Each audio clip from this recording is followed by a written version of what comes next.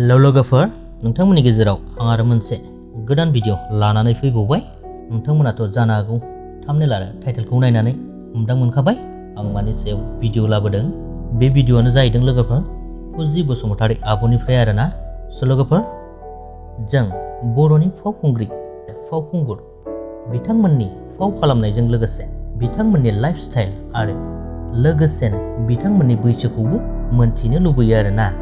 थिग बिदिनो आं दिनै फावखुंग्रि फुजि बसुमतारीनि बैसोआ दिनैसिम बेसेबां जाहैखो बेखौ नोंथांमोननो खिन्थानो नागिरदों।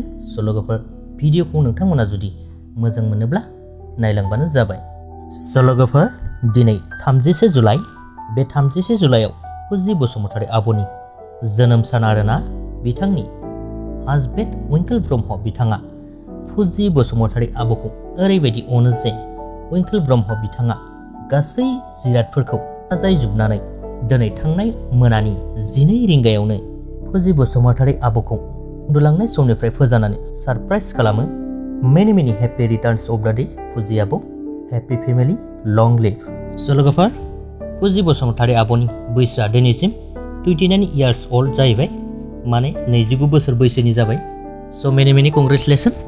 लोगोफोर बेजों लोगोसे बे भिडिअखौबो एसेयावनो दोनथ'नाय जाबाय। गोजोन्थों। बेखौ नों गाबोन खालामो मा जायोमोन दा मानो हरनि 12थायाव मानो खालामनांगौ? गाबोन जागोनब्रा। आंखौ माबायदि दा आंहा जेबो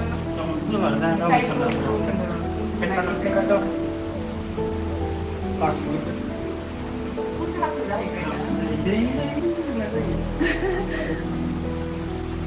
Happy birthday to you. Happy birthday to you. Happy birthday, Angni. Happy birthday to you.